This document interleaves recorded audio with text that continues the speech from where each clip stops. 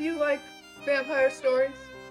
I will warn you, these aren't the ghastly creatures of folklore. These are very cool, modern vampires, who inhabited early internet forums, a unique subculture of the 90s, and who might still be lurking in your midst if you look hard enough. What are you doing in my house? I'm just sitting here enjoying my very refreshing bloodbath. My question is, how long are these gonna last before I go insane? The pop culture icon of the vampire as we know it emerged in the 20th century, transforming the undead monster of folklore into a poetic, tortured outsider that so many misfits identify with. Gene Keyes Youngson founded the Count Dracula fan club in 1965 with the agenda of bringing together fans who celebrated all things vampiric. However, Youngson began receiving letters from people who claimed to be real vampires. In 1972, Stephen Kaplan founded the Vampire Research Center and opened a vampire hotline, which ended up collecting dozens of accounts from real vampires, telling him their life stories. Both fans turned researchers published their findings in some of the first accounts of 20th century real vampires. Both are considered extremely flawed sources today due to the high percentage of just obvious hoaxes and jokes present in their results. But they do demonstrate that pretty much as soon as the vampire became a cultural phenomenon, real people began identifying with these figures in a pretty serious way. And vampire fandom was serving as an incubator for this new way of understanding oneself through the lens of the vampire. The premier source on real vampires is Joseph Laycock's Vampires Today: The Truth About Modern Vampirism, which was published in 2009. We are going to be citing this book a lot, and if you're interested in doing further research after this video, I recommend that is where you start. It's true that Laycock is not a vampire himself, but this is one of those cases where a third-party researcher's perspective can be really, really valuable because, as you will see, the vampire community is not a monolith. Many of them aren't exactly on speaking terms with each other due to some serious philosophical differences. Laycock's book brings together all of those different voices and puts together a comprehensive analysis of everything that he saw going on with the vampires. Nothing like it had been attempted before, and nothing like it has been done since. So even though this book is going to be 17 years old this year, if you want to know about the vampires, you gotta consult Joseph Laycock. Other than being self-designated, there is currently no universal definition of a real vampire. Some drink blood to sustain their health, and some do not. Some describe a sensitivity to sunlight, while others enjoy the beach. Many compare vampirism to a medical condition with tangible health needs, while others dissent. For some, vampirism is a religion or spiritual path, while others ascribe no religious meaning to it. It is amazing that a community has formed at all, considering the many different ideas of what a vampire is. Previous research, he explains, has generally either focused on psychoanalyzing single individuals who identify as vampires and trying to figure out what's wrong with that guy specifically. Did his father not love him enough? Or it's taken the vampire community as quote-unquote a monolithic and sinister group to be suspicious of committing some kind of gruesome crimes. Both of these methods, he says, will fail spectacularly at understanding the reasons behind and nuances of vampire identity. One of the first things that Laycock stresses in his book is that despite the extreme imagery associated with vampires, these are pretty normal people we're dealing with. The same two questions are repeated over and over. Are these people crazy, and are they dangerous? The answer to both of these questions, for all intents and purposes, is a simple no. I found that many of the problems described by vampires were the same issues I encountered while working with Atlanta's Muslim community. The media portrays us as violent criminals, and people judge us by the way we dress, were mutual complaints. I have met vampires in the fields of social work, medicine, information technology, and law enforcement. John Edgar Browning, who spent years researching the vampire communities in New Orleans and Buffalo, echoes this sentiment, that people identifying as vampires are a diverse group of pretty much regular, upstanding citizens. Oh, is the fan going? Is it going? Is it? Oh, it's still in. Ah! Oh, we lost a soldier. Okay. R.I.P. The real vampires I met and interviewed ranged in age from approximately 18 to 50, represented both sexes equally, described themselves as atheistic, monotheistic, or polytheistic, self-identified as heterosexual, homosexual, and bisexual. Some were parents, married, and divorced. Unquestionably, I found the members of this community to be competent citizens, that they performed bloodletting and other similar rituals safely, and did so only with willing donors. The vampire has always been a mirror of its time. The terrifying, blood-sucking monster of Eastern European folklore represented our fear of death, disease, forces of nature, forces beyond our control, basically. But our vampires change as we change. Browning writes, "Vampires are there for us when we need them.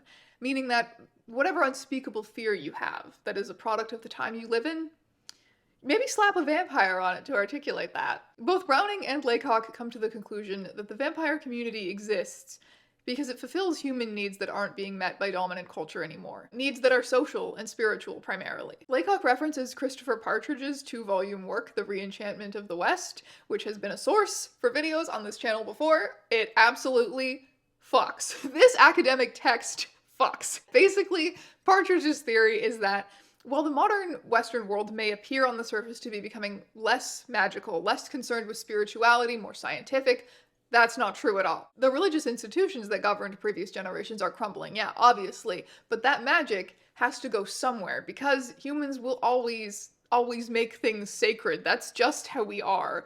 That's why spirituality is being found in increasingly unexpected places, like fandom. The skepticism of institutional religion and the individualism that characterizes our time means that, to use Laycock's words, to adopt a narrative of identity prescribed to us by political leaders, family, or clergy may seem puerile or even irresponsible within modern Western culture. All of this produces a state of anxiety over essential questions such as, who am I, and what should I do? This anxiety compels us to create our own narrative of self in order to make sense of our world. The vampire community and their quest for meaning reflects our quest for meaning. In short, by studying vampires, we study ourselves. Did I just drip bloodbath on my titties? I think I did.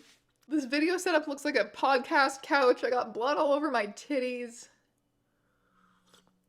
This is a great Strange ÆONS YouTube video to be tuning into. Daddy. And now, a word from this video's sponsor, Henson. This razor probably looks different from whatever you're used to using, and that is because it's better. I think it is so cool that this product exists, and it's a Canadian company if that sweetens the deal for anyone. Most people assume that irritation is just part of shaving, but that's because of the way modern razors are designed. Cartridge razors use springs and flexible blade mounts, but when the cutting angle changes while the blade is in contact with your hair and skin, you get an inconsistent shave and damaged skin. Instead of eliminating blade movement, the shaving industry largely built workarounds like shave gels, aftershaves, and having multiple blades to try and make up for the inconsistent shave. And then the multiple blades add more friction to your skin, plus you're pressing really hard trying to get the thing to work. That's what's causing razor burn, ingrown hairs, and other irritation. Henson's solution is a razor that has complete control over the blade, meaning you get a perfect shave with no need to press on your skin. If shaving is a constant battle for you, stop settling for the terrible way that it's always been and try something completely different. Thank you to Henson for sponsoring this video. If you want to try it, they're offering 100 blades free with the purchase of a razor. Just head over to hensonshaving.com/strangeaeons and use code strangeaeons at checkout. I'm going to stop gesturing with blades now and return you to your regularly scheduled content.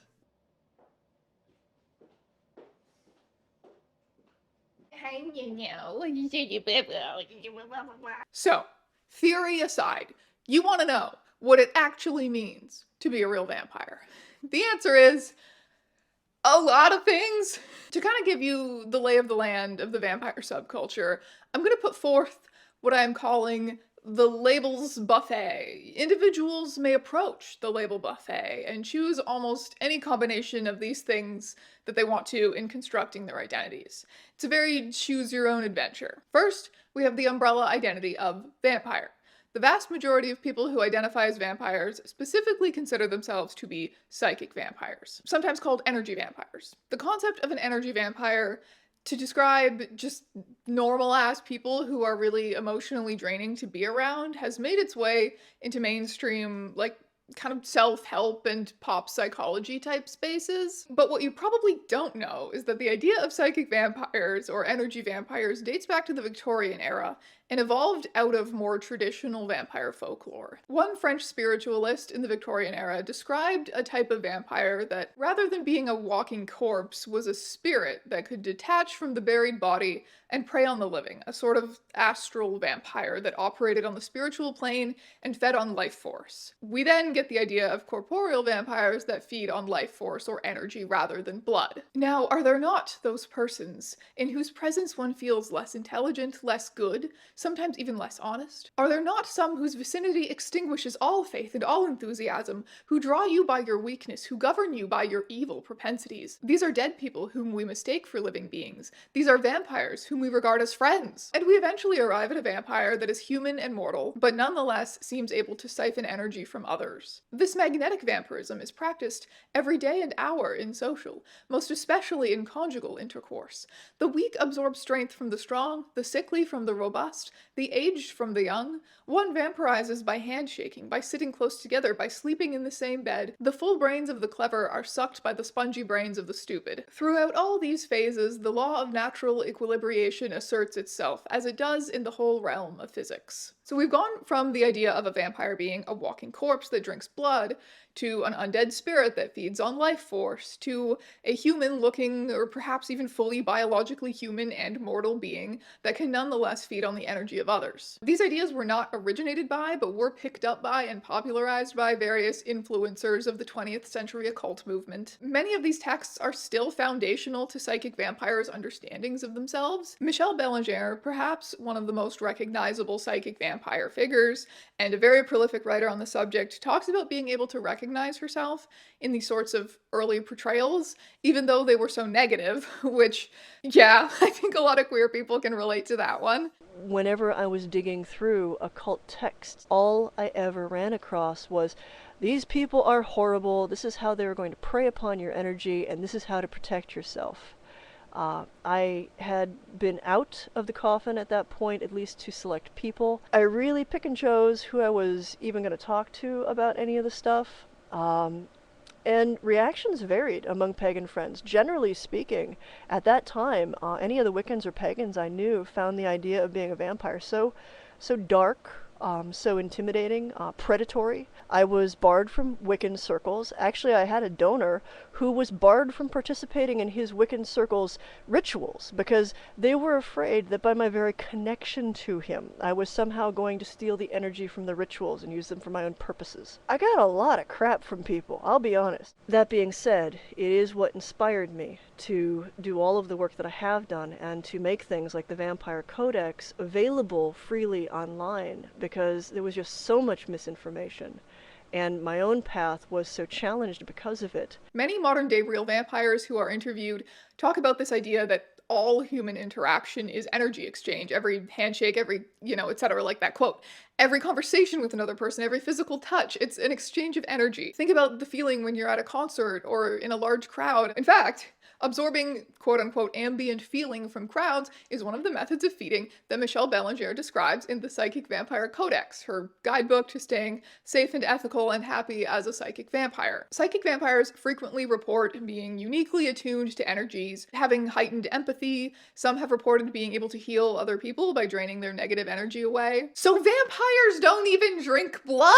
You scream at the screen? Why am I even watching this stupid Strange ÆONS YouTube video? Sanguinarian. Of course vampires drink blood. Why do you think we're here? However, drinking blood does not mean chugging it by the liter from someone's shredded jugular. No one is doing that because it's not safe. It is not safe for anyone to lose a lot of blood, nor is it safe to consume in large amounts. Say it with me, kids. That's how you get iron toxicity. Not to mention all of the diseases that are communicable via blood. There is heavy emphasis on consent and safety in the vampire community. You don't want to be sharing blood with some weirdo you just met in the club bathroom. You want to know that they get tested regularly. You want to make sure everything is sanitary. Sarah Dorrance is the founder of the Vampire Donor Alliance community and email list. She has written articles with a number of recommendations for safe feeding, including using mouthwash before biting someone to prevent infection, and applying vitamin E lotion to prevent scarring. Dorrance has also suggested that making an X-shaped cut can yield the most blood with the least scarring. She also addresses more unusual methods of obtaining human blood, such as whipping if the vampire has a sadomasochistic relationship with their donor, or consuming menstrual blood. Lady CG's book, Practical Vampirism for Real Vampires, contains several tips for blood drinkers, including a recipe for creating and storing blood wine. John Edgar Browning, the researcher who immersed himself in those vampire communities for several years, even volunteered himself as a donor to document the process. I like to think I have a pretty good grasp on human vampirism after now 10 years of doing field work. More often than not, I'll use the back side of the shoulders. I poke a series of holes, and those holes actually provide me enough. Here we go. You ready? Yeah.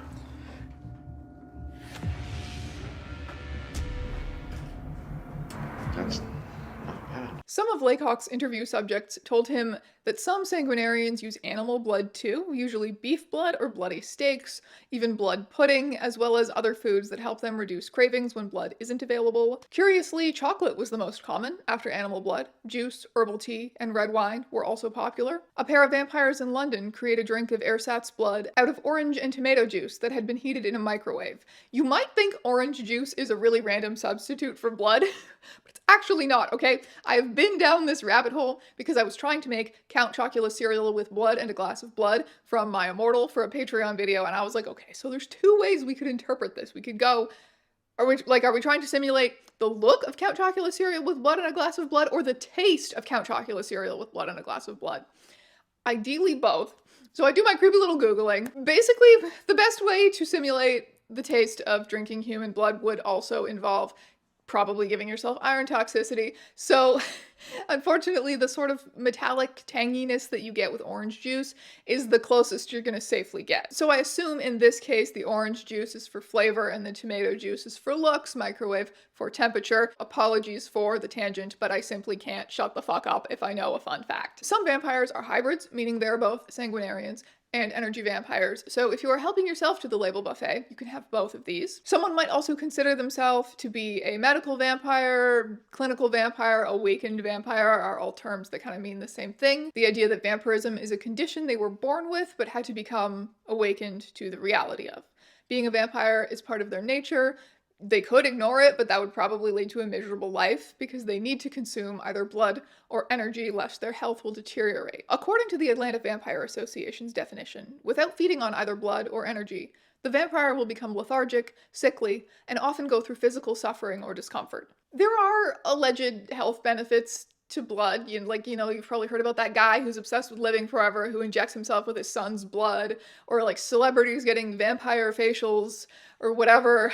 That stuff is probably all bullshit, but it still has more of a scientific basis than the idea that consuming a few drops of blood here and there could sustain someone's health. When did you know that you were? My initial thought would be that maybe this person has a psychiatric disorder, but I don't think it's unreasonable to consider the possibility that there's an underlying medical condition. But I'd say... I don't think this is a passing fancy or a fad for him. He talked about the need to drink blood since childhood. For now, the blood drinker will have to give up his own blood, which he willingly does in the name of science. If for some reason there is a physical cause for my condition, I would love to know. Throughout history, patients have been called crazy because on the surface, they're doing something uncommon, harmful, unusual. But when we dig deeper, we find that they have a true medical condition. So I think anytime a patient presents like this, the medical community needs to take them seriously. So you got the blood test, Correct. And he tested you, and what were the results? The results were inconclusive. Perhaps science can't explain this one. There is a temptation to dismiss the condition of vampirism as being just all in someone's mind. But what does that really mean? Like, are the mind and body separate? Not very. If someone is able to consume blood or energy and feel sustained by that, feel better from that, and they feel wrong if they don't have those things, then is it not essentially true? None of the people I interviewed gave me any reason not to believe what they were saying. Being a gay man myself, it's not like people can take my blood and see that I'm gay, but it doesn't mean that it's not real. On drinking blood, one vampire told Laycock, "I think this is comparable to the feeling some Christians might get from receiving the Holy Eucharist. I'm sure many Christians would tell you that their quality of life would go down if they couldn't pray or go to church." We're really getting into the religious comparisons now, so I should say that despite the fact that most vampires are spiritual and interested in the occult, and there is most often a spiritual element to vampirism, Laycock stresses that we should understand vampirism foremost as an identity around which social and religious institutions have formed. The group that he worked most closely with when researching his book was the Atlanta Vampire Alliance, or AVA, who he describes as being scientifically minded medical vampires who mostly looked like normal nerds. They were interested in doing surveys and hosting conferences, bringing together as much knowledge as possible to try and understand and define what they were experiencing. A very stark contrast to the dramatic, fang-wearing people you might picture hanging around goth clubs. They almost seemed to pride themselves on their complete lack of interest in goth parties and other social events. To these vampires, appearances had nothing to do with it. Dressing goth for vampires, I assume, is sort of like dressing gay for queer people. A vampire doesn't need to dress goth any more than a millennial lesbian needs to have the haircut. Doing so may be fun and help signal who you are to others in your community, but you don't need it. And yes, some of you may have guessed where this is going. In their view, vampires fall under the umbrella of otherkin, people who have non-human souls. Another word that I think is worth throwing on the table, the buffet, is pagan, because like I said, most vampires are spiritual and practice some form of paganism. Michelle Bellinger, for example, believes that being a psychic vampire is a part of her essential nature. She was born that way, but she also practices a spirituality which is informed by this. Psychic vampirism, human vampirism, these are, after all, concepts born out of occult movements, and still deeply linked to them. Then you have the lifestyle vampire. Someone who lives a life inspired by vampires. They probably dress like a vampire, wear fangs, hang out at goth clubs, drink their partner's blood, but they don't believe there's any reason to do those things other than the fact that they're fun. They describe sexual and psychological gratification from consuming blood, but not an actual health need. Some lifestylers believe that there are no real vampires, and that those who claim to be vampires are mentally ill. Lifestyle vampires might additionally fall into categories like roleplayer, blood fetishist, or goth. Attraction to blood is called homosexuality, by the way.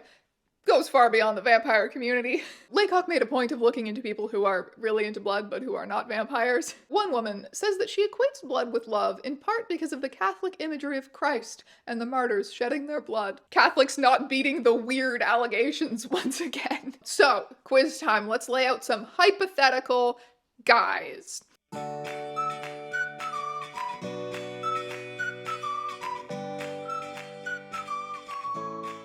You might have someone who calls themselves a vampire because they love dressing goth, and they think blood is sexy, and the word vampire describes their lifestyle in a fun way. And they might say, I can't believe how far mentally ill people are taking this, thinking they actually need blood to survive, that's crazy. And then you might have someone who considers their vampirism a very real, almost medical condition, who says, OMG Elvira, you're such a shallow poser. You think being a vampire is about going to goth clubs and being kinky? Ugh, baby bats. Real vampires don't need to be so performative. It's just who we are. Sorry, you're calling us fake vampires? For what? Having fun? Having a sense of drama? How about you leave your mom's basement sometime, Jared? Listen guys, we're all valid. We are just different. According to Laycock, one vampire going by the name Vlad said in an interview, look, if you drink blood and it's a sex deal, don't call yourself a vampire. You're a blood fetishist. Admit it, dig it, live it. Wait, some of you guys are seriously drinking blood? That's kind of unsanitary. Not to mention dangerous? Sorry, you licked the bloody packaging of a raw steak because you were craving blood? That is too far for me. You need to learn how to feed on psychic energy, dude, okay? I can rec you some great books.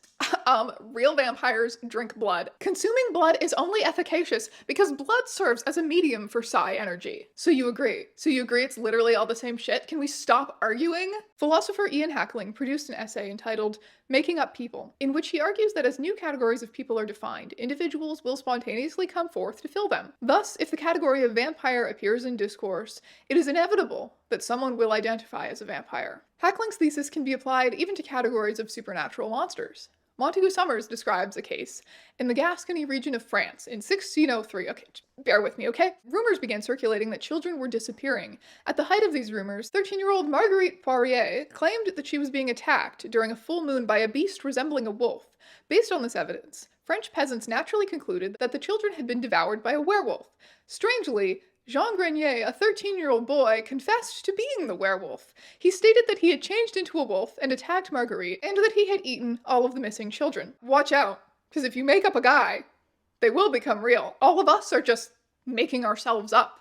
So much of what you and I both consider innate and unchangeable about ourselves is to a great degree still constructed by culture. The idea of being gay is a 20th century invention. Sure, same-sex attraction has always existed. People were known to be capable of homosexual activity. Show me the medieval dildos, please.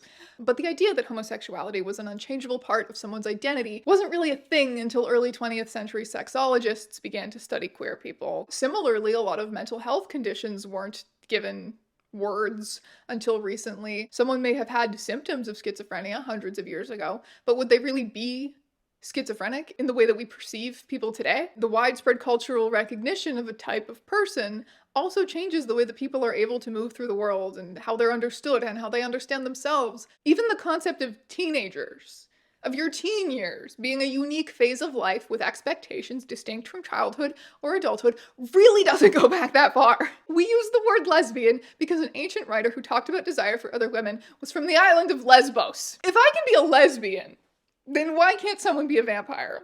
Laycock writes, I speculate that if the psychic vampire did not exist as a category, individuals with this sort of experience would not be vampires. Instead, they would be something else. In other words, there is a real experience at the heart of this that people are trying to describe, and in doing so, they latched onto the cultural idea of the vampire. Because it's awesome and empowering, and why wouldn't you? The community and the brand of spirituality that has coalesced around it reflect a lot about pop culture vampires. Does that make it any less valid than any other category of person? Probably not, man. Because we're just making shit up forever. Laycock tells the story of a man who came out as a vampire for the first time to a new girlfriend who was a nurse, and her response was to consult the DSM-5, ouch, and diagnose him with pica. Ouch! Laycock also tells us that every vampire he interviewed described an unhappy childhood. The Atlanta Vampire Association conducted a survey of hundreds of vampires from all over the world and found that 54% report suffering some kind of childhood abuse, which is an insanely high number compared to the general population. So, vampirism is meant to heal something. But rather than condescendingly dismiss vampires as mentally ill snowflake attention seekers, as so many writers did before him, Laycock proposes vampirism as a technology of the self. Foucault? In My Vampires? Yes, sorry. What do you think's so appealing about the vampire? Oh, he's the ultimate outsider. He's a great metaphor for talking about our own alienation. The vampire, withdrawn and fundamentally other to human society, is free from the social rules that hold us down. An immortal being able to look back at and understand centuries of human history. In that way, the internet has made us all vampires.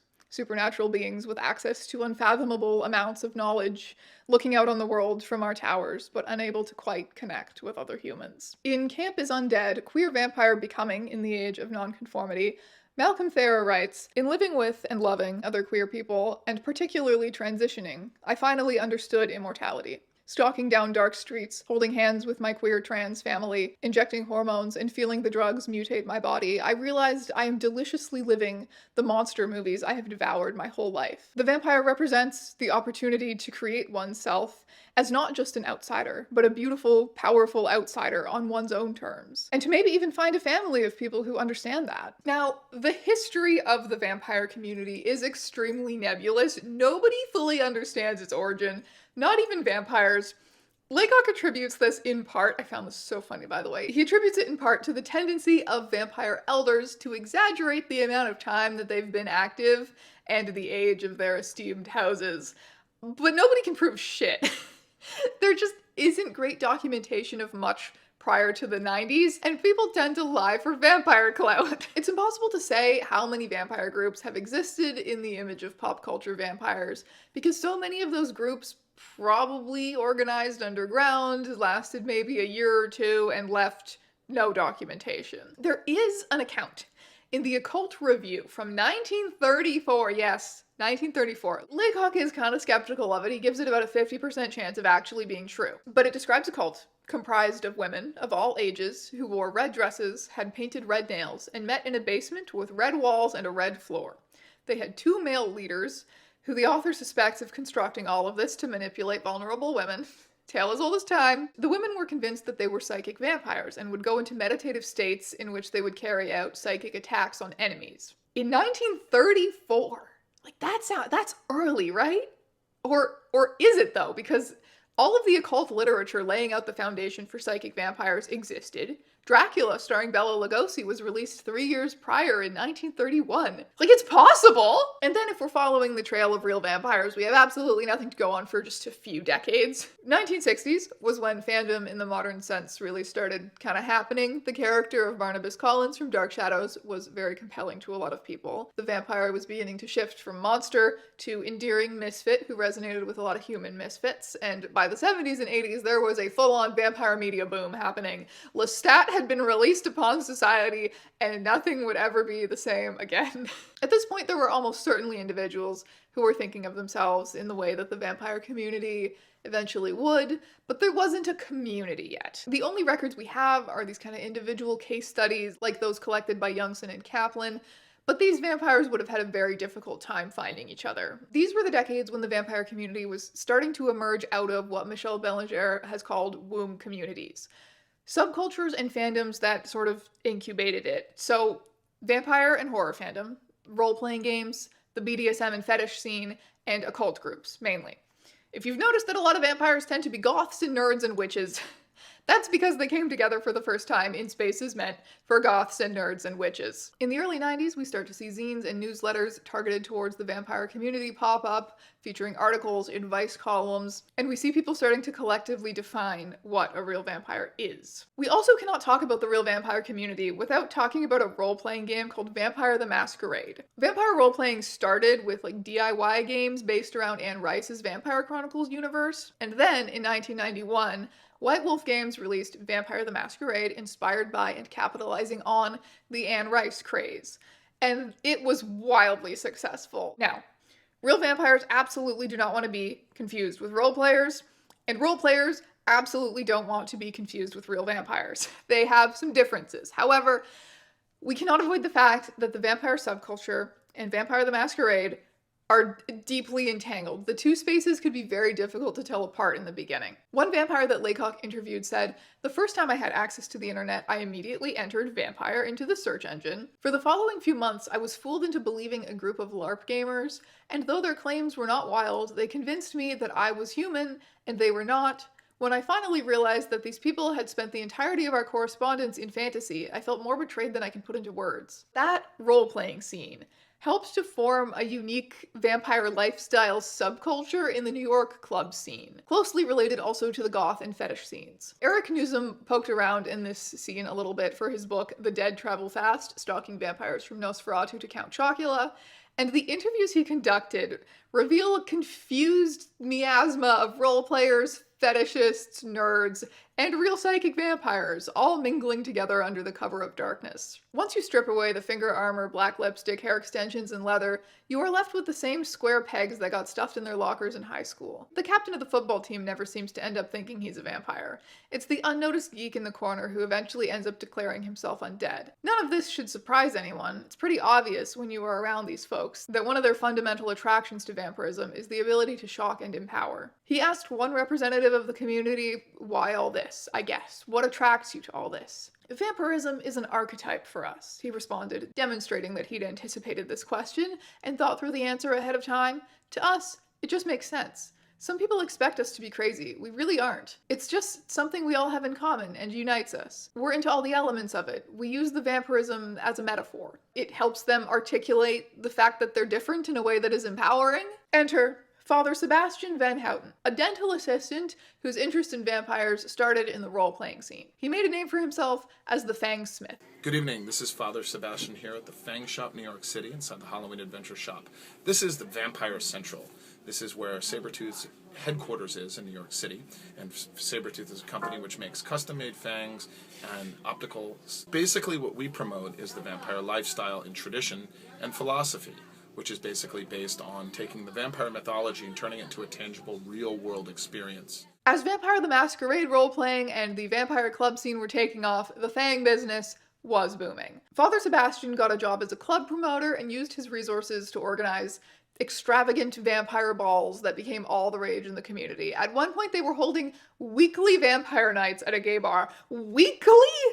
explode every smartphone right now. We need to go back to 1996. Father Sebastian formed the Sanguinarium, an alliance of vampire houses all over the US who could share information and come together to organize events. Vampire houses of the Sanguinarium were to observe the Black Veil, a code of ethics penned by Father Sebastian. In its first incarnation, it was very nearly identical to the vampire code in the fictional universe of Vampire the Masquerade. Michel Bellinger helped him to rewrite it into the Black Veil 2.0, specifically to distinguish it from the role-playing game. So we have a lifestyle vampire club promoter who started as a role player and a real psychic vampire working together to establish this community. One of the Sanguinarium's goals was to standardize the language of vampire subculture. For example, calling local groups houses rather than covens, which is from the Anne Rice vampire universe, or clans, which is from Vampire the Masquerade. They adopted the term mundanes to refer to normal humans.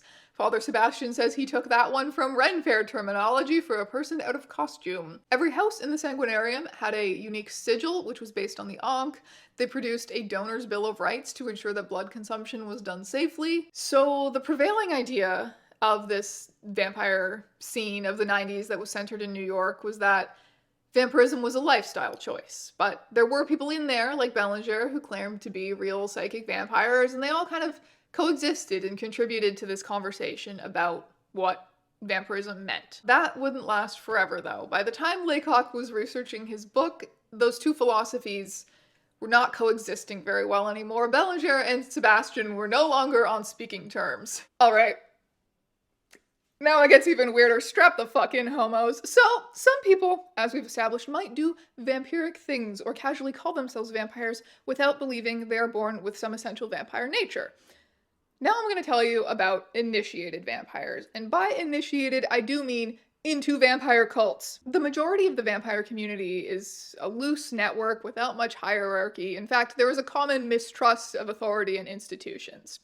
Vampire cults, on the other hand, are organizations with hierarchies, leaders, holy texts. They see vampirism as a spiritual path that any lowly human can be initiated into in the pursuit of power.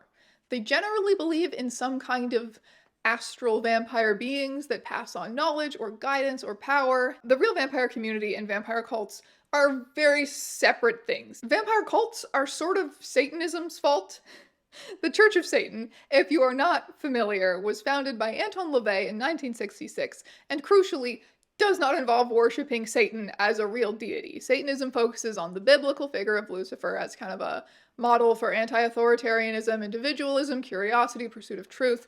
You're more likely to find modern Satanists at a pro-choice rally than stalking the graveyards at night, or whatever. According to Laycock, a schism in the Church of Satan spawned another sect called the Temple of Set, which took a lot of the ethics and practices from Satanism, only swapped him out with the god Set to distinguish themselves, and they seem to have worshipped Set in a much more literal way. Another schism then led to the Order of the Vampire, in which initiated members sought power from astral vampire deities to become human psychic vampires themselves. Their ethics are very different from that of the real vampire community. The real vampire community, it's all about consent, it's all about ethics, whereas these guys see it as more of a method of gaining power over other people. Despite being vampires, the Order of the Vampire forbade the drinking of blood and declared on their website, a true vampire knows that he does not achieve the posture of effortless power through the mundane act of physical blood drinking. In fact, to pursue such acts would mean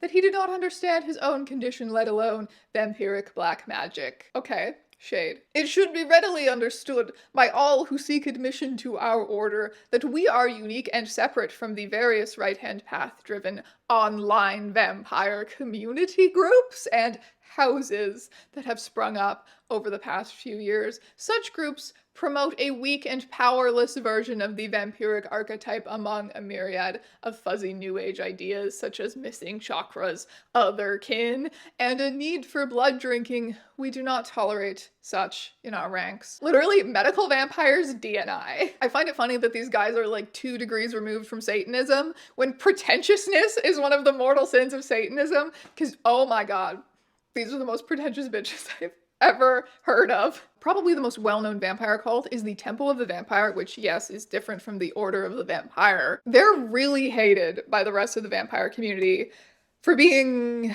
well, culty. While they originally portrayed psychic vampirism as a path to personal power, the Temple of the Vampire eventually began promising its members actual physical immortality, which is crazy town.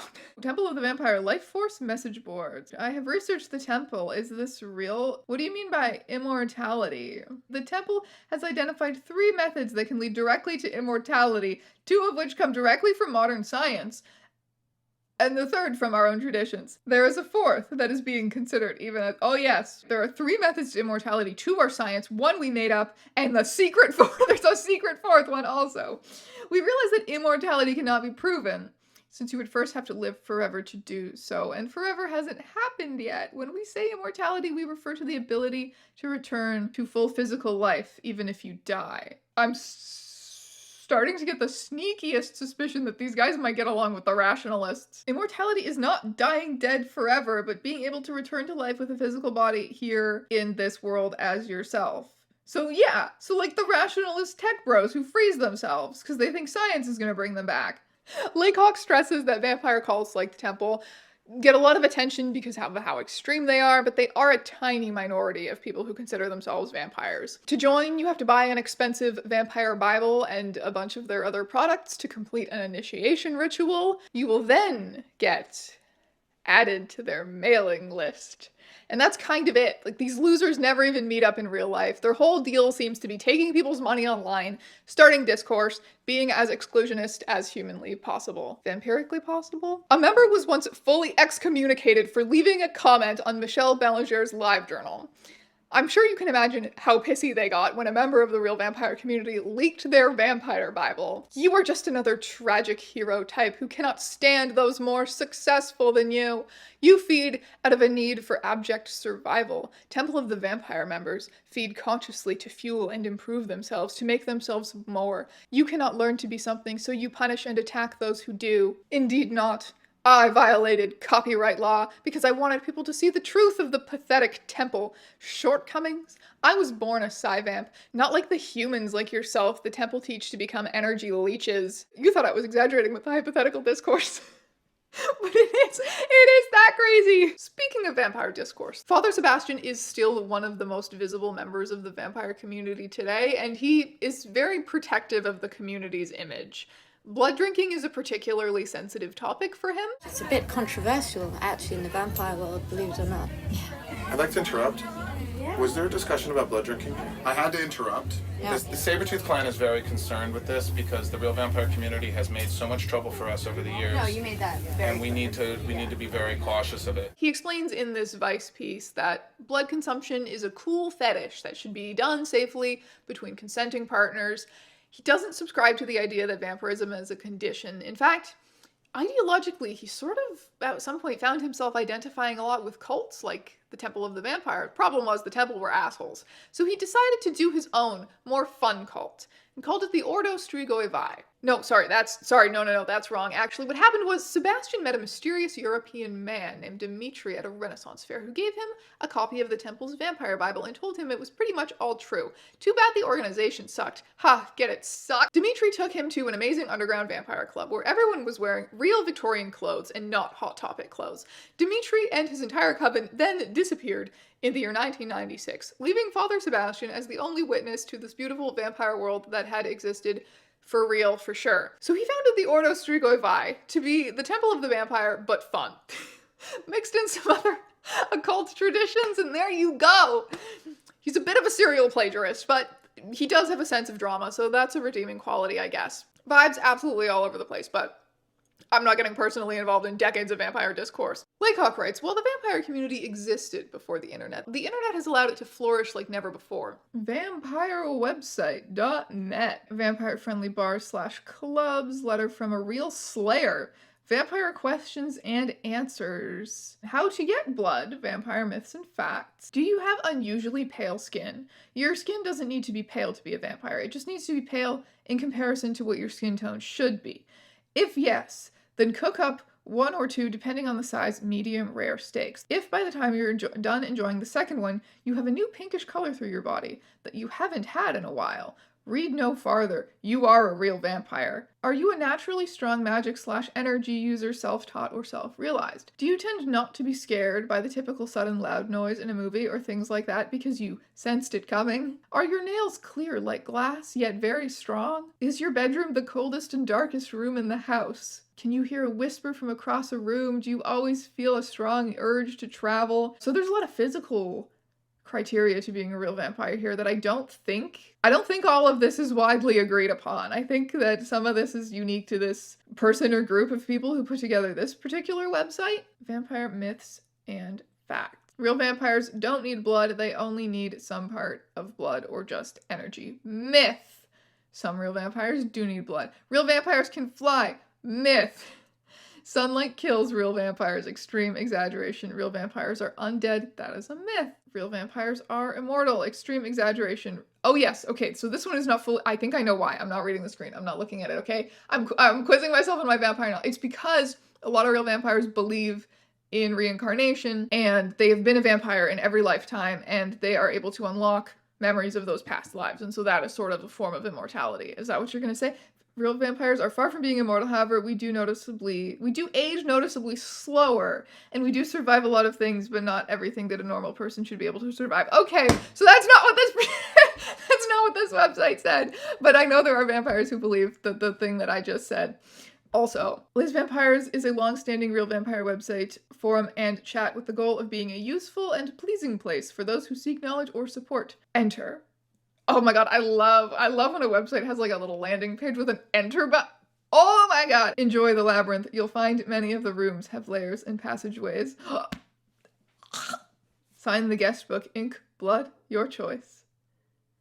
Server not found! Okay, so you can learn about vampires in folklore and modern culture. On mortal vampires, perspectives on the nature and existence of vampires. So these are some books by modern vampires. Matters of Sang and Psy, so Sanguinarian versus Psychic Vampires. Articles relevant to blood and energy vampire theory and practice. Real Vampire Forum, where the real vamps are. Real Vampire Forum exists as a safe space for real vampires, not catering for role players and lifestylers who are also welcome if they drop the act here, but people who are genuinely afflicted with the energy deficiency that makes us vampires, the need to supplement this deficiency through other means.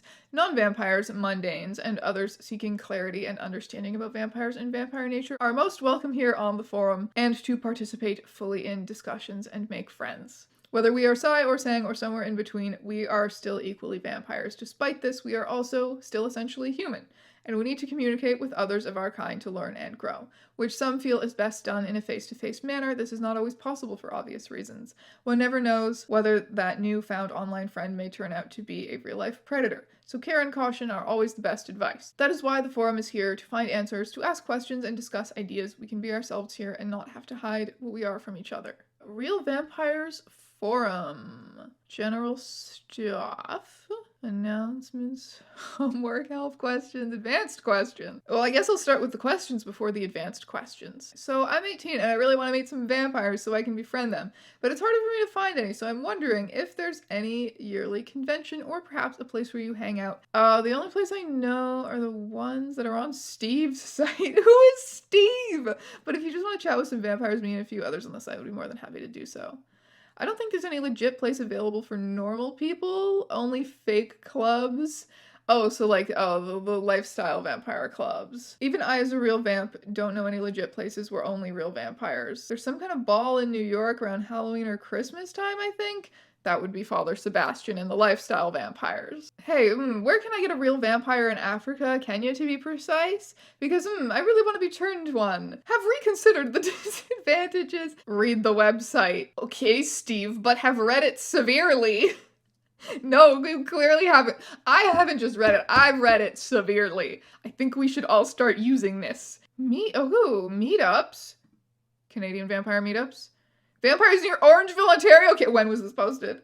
2023. Alberta, Vancouver.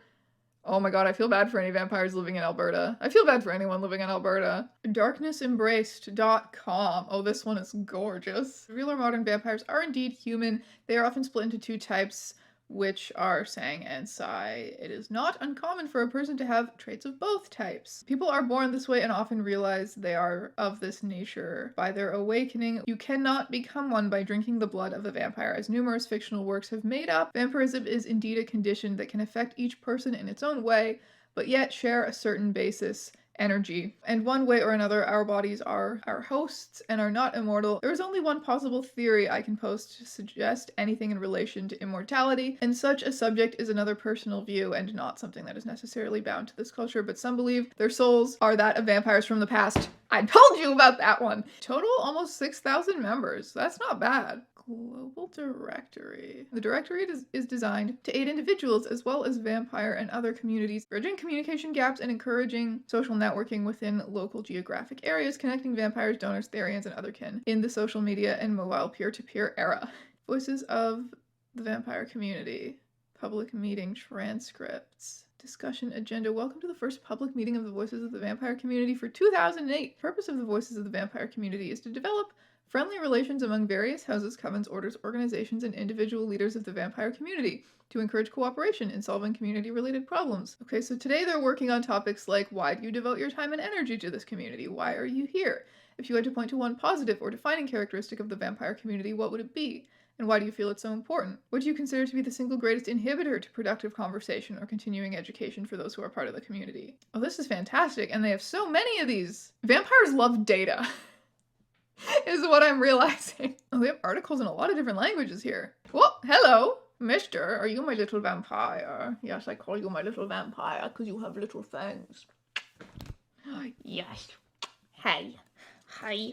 Hi. I know I'm going to annoy you so that you don't stand on my desk anymore because it's not very helpful. John Edgar Browning's research on vampires in New Orleans and Buffalo in the 2000s illuminated how different it is to be a vampire in those two cities. New Orleans is obviously the vampire capital of the US, thanks to Anne Rice. There's a huge subculture there that meets IRL. Whereas in Buffalo, Browning found not a single place for vampires to go in real life and only located 3 isolated vampires who lived there through the internet.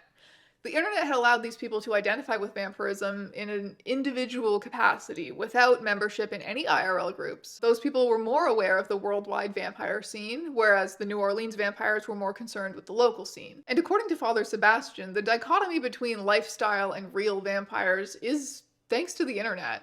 He was responsible for creating many of the spaces that birthed this community, and now these weird internet basement dwellers claiming to need blood to survive were calling him and his friends fake vampires, calling them lifestylers. A lot of vampires disagree about what it means to be a vampire, but it wasn't as big of a deal when everyone was hanging out at goth clubs and reading the small number of zines and newsletters catered to vampire stuff, and they all kind of had to coexist. The advent of the internet in the 90s brought them into real conflict with each other for the first time because while the internet has the ability to bring people together despite geography, it also has the ability to make ideological differences a lot more stark. The modern vampire community is now more self-aware and more interconnected than ever before, as forums and articles for real vampires become more readily available through the internet, and as vampire groups have begun to publish books, it is now quite easy for vampires to locate and contact one another. The result of this has been that different models of vampirism that were formed in relative isolation are now forced to confront one another. This has led to numerous arguments over who are the real vampires, as well as to the production of endless subcategories of vampire to accommodate different perspectives. One vampire that Laycock interviewed said that the found family aspect of the vampire community was really strong in the beginning,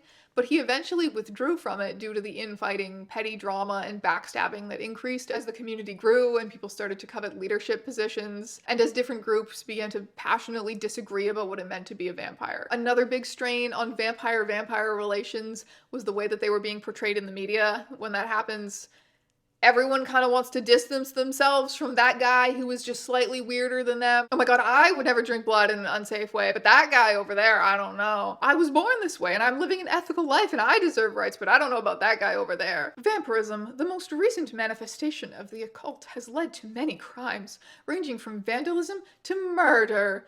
Vampires pride themselves on practicing the antithesis of Christian ethics, and this is apparent in the ritualized sexual and violent activities that permeate their interactions. The vampire community was viewed by law enforcement and mainstream media as some kind of sinister, satanic underground movement, and any sort of murder or crime that involved a lot of blood or weird things done with blood or even some light cannibalism would end up with the label vampiric crime slapped on it. Most of those obviously have absolutely nothing to do with the real vampire community, but there were unfortunately a few cases that hit closer to home. In 1996, an aspiring journalist named Susan Walsh disappeared mysteriously without a trace while researching the New York vampire scene.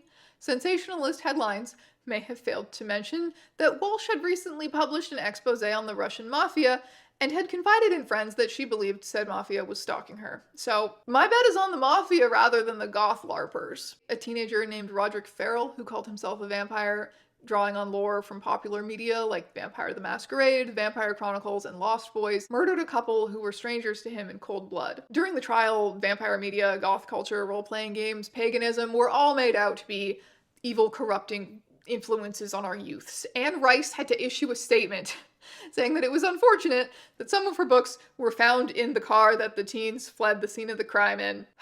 Laycock suggests that maybe it was Farrell's extremely dark and abusive childhood that led him to being less than well-adjusted, rather than reading about Lestat's gay antics. The Farrell case presents a problem to the vampire community that is shared by many religious groups.